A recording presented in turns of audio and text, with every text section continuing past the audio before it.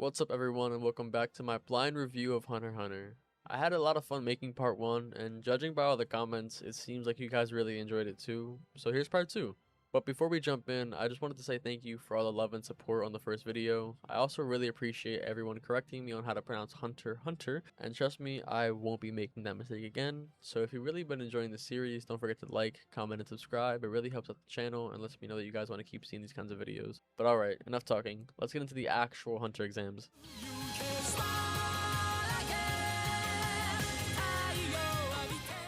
At the end of last video, they finished phase 1 and are now awaiting to be introduced to phase 2, which seems like it'll be a little different seeing as the fog has cleared up and the overall area looks more like an actual testing zone, rather than blindly following a robotic hunter who runs like he's in a Terminator movie. So when they introduced phase 2, believe me, I was shocked to find out that it would be a cooking exam, but honestly, I kinda like the idea of an exam phase to be more artistic and less battle centric, mostly because as I mentioned previously, I don't think a hunter is as much a set title as it is some sort of self-worth given attribute. So it's exciting to see how becoming a hunter can look drastically different depending on the year of the hunter exam, but also the examiners themselves. But once they explained that Menchi and Buhara are gourmet hunters, it really solidified my theory that being a hunter isn't as concrete as one might think. But I also love how the show never really lets you get comfortable. 1 second they're talking about cooking a dish that will satisfy the taste buds of the examiners, and the next they're telling everyone to hunt giant man-eating pigs, which has pretty much been Hunter x Hunter in somewhat of a nutshell so far, and every time I think I know where it's going, it immediately does something completely different. And at first, phase 2 actually seemed pretty straightforward. You know, catch the pig, cook it, and move on. But after everything they'd already survived, this honestly felt like one of the easier challenges, which is good for the exam takers, mostly because they'd get a break from near-death experiences this early on.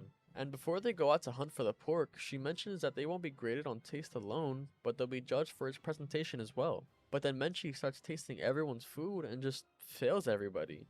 Every single person.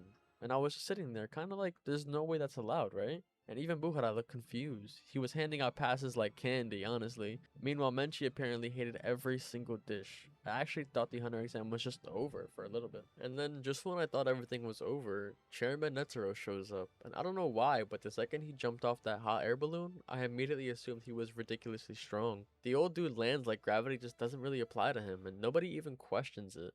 I also really like that he didn't just overrule Menchi. At first I thought he was going to show up and say everyone passes, but instead he basically tells her that you can redo the test, but just make sure it's actually fair this time and that you participate in your own exam, which honestly makes a lot more sense and seems way more fair to the actual exam takers, because if I'm being honest, taste buds are subjective. If they can't make a dish that satisfies your taste buds, that just means that your taste buds are too hard to judge, which isn't really a fair comparison when becoming a hunter, especially when not every hunter will be gourmet hunters. And then she tells everyone that they're making boiled eggs. And somehow, this was way harder than hunting any giant pig. Watching her jump off that cliff was probably the first time that I realized that even gourmet hunters have the skills and abilities to do dangerous activities, and that their reasoning is just as good as any other applicant, because they're hunters too.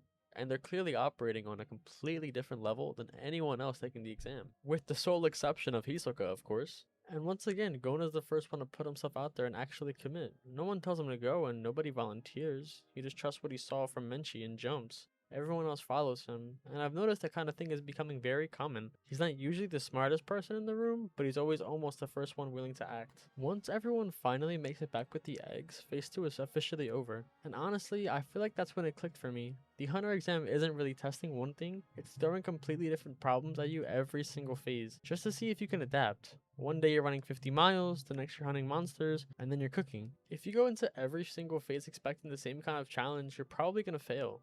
And that's what makes the hunter exam so difficult for new exam takers. If you're not prepared for anything, you'll be left behind by the people willing to do it all and reach the top. Once phase 2 was over and they all boarded the airship, I thought, okay, finally, we have a chance to breathe. Everybody's on the airship and they've survived 2 phases, and I was thinking that finally things would start slowing down, but turns out this was probably where I started getting attached to the characters more than the actual exam itself. But after all that hard work and effort, Tonpa is still trying to crush this year's rookies, and at that point I don't even hate him anymore. He's just committed to the bit, honestly. His entire strategy is basically making sure that the rookies beat themselves before the exam does. It's incredibly cheap, but I kind of respect how dedicated he is to it. This kind of thing really stands out to me because it seems like even small characters who don't feel like they'll be significant later make such an impact, especially this early in the show. What caught my attention more was hearing the examiners talk about the applicants, because they immediately start bringing up the same three names: Hisoka, Killua, and the ninja. That was the first real confirmation that some people are just on an entirely different level, and it makes it so much better that those three are actually my favorite characters so far. And then Killua casually drops that he comes from a family of assassins, which is probably one of the coolest things that's happened in the show so far, and it honestly explains a lot, because up until now he's been doing things that clearly weren't normal, but I didn't really have an explanation for it. But now I'm realizing that this kid has probably been trained his entire life to be an assassin. What surprised me more though is that he doesn't even really want this life.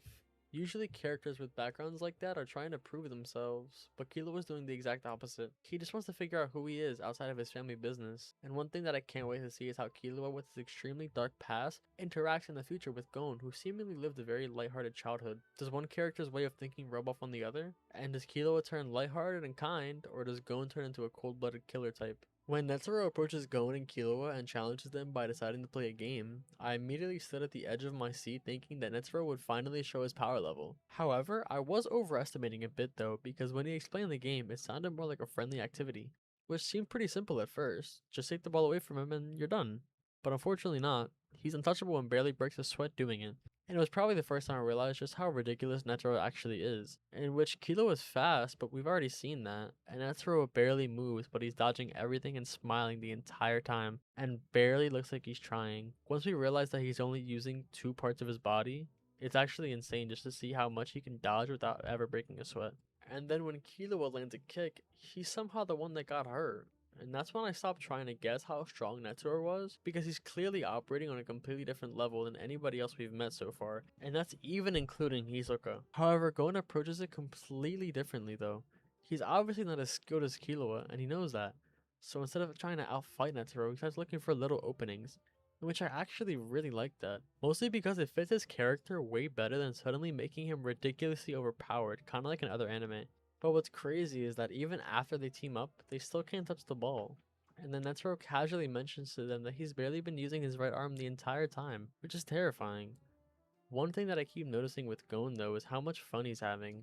Even when he strikes and misses horribly, he still has a huge smile on his face, especially when everyone else is thinking about passing the exam. Gon just seems happy to be there. He's treating this like the greatest adventure of his lifetime, and I think that's what separates him from everyone else. One thing that I have to add in there though is that even though Gon exuberates this main character energy, I actually don't like him as the character whose storyline that we follow.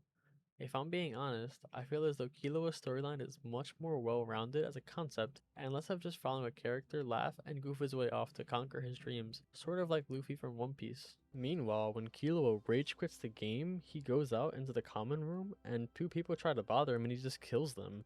That really shows how different of a character Killua is compared to Gon, who's more lighthearted, and that's why I really enjoy him more. And after that, we finally got to phase 3. And somehow, this might have been my favorite phase so far if I'm being honest. Mostly because it wasn't just about being stronger than everyone else. Every challenge rewarded a different kind of person, and I think that's where each character finally started standing out and showing their true colors. First of all, somehow, we ended up with Tompa again, which honestly felt like the worst possible teammate and outcome, mostly because since this entire anime started, he's been trolling our main characters, and at this point, I already knew he wasn't going to be helped to anybody. But sure enough, the first chance he gets, he throws his match, which is frustrating. But honestly, it fits his character perfectly. He's never really trying to win, he's just trying to make everyone else lose. And then Gon gets his match, and I actually really love this one, just because it wasn't really about who was stronger, it was mostly about who can outthink the other person. And if I'm being honest, I would never expect Gon to be the one to outthink another. Mostly because when the guy gives Gon the fake candle, I'm sort of sitting there trying to figure out how we supposed to get out of it.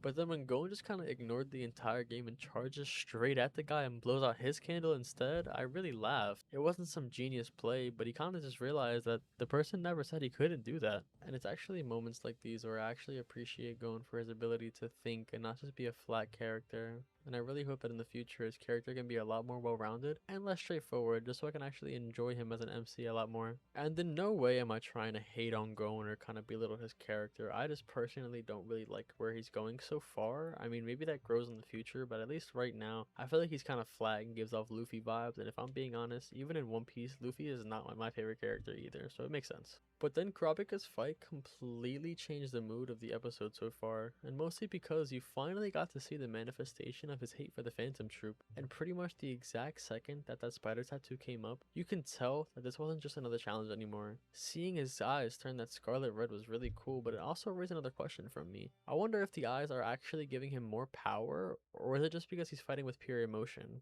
I really don't know so far, and I can't wait to find that out. And even after we saw somewhat of what Kurapika can do, I thought it was pretty funny, mostly because after all that, the guy wasn't even a real Phantom Troop member, and he basically got exposed as a fraud. And when the show casually cuts away and Hisoka's out there fighting an actual hunter, I wasn't really expecting that at all. Mostly because it honestly answered a question that I had in the back of my head. Because the fact that he can kill someone who's already a hunter really makes me wonder how big the gap is between hunters. Because if he's already this strong, then how strong is someone like Netero? Or maybe what is the gap between someone like Netero, Jing, and Hisoka compared to Gon, or Kurapika, or even Leorio?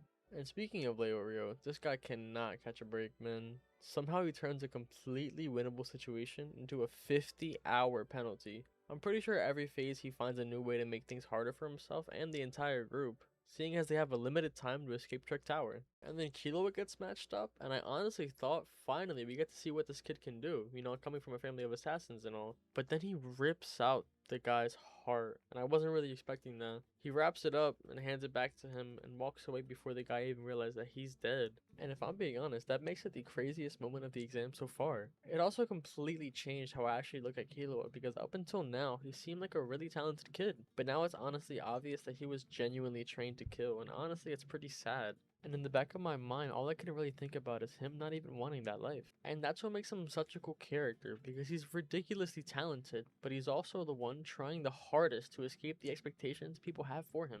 And just when that timer couldn't go any slower, they finally escaped their 50-hour penalty. And of course, when they get to another challenge, Tompa immediately picks the option that makes everything harder. And honestly, again, it's not really surprising. He's just been a horrible human being at this point. But I did like how they solved it. Instead of arguing forever, they just broke through the wall. It feels like Hunter x Hunter keeps rewarding people for thinking outside of the box instead of blindly following them. And just like that, Phase 3 is actually over. And all 5 of them managed to make it out of Trick Tower.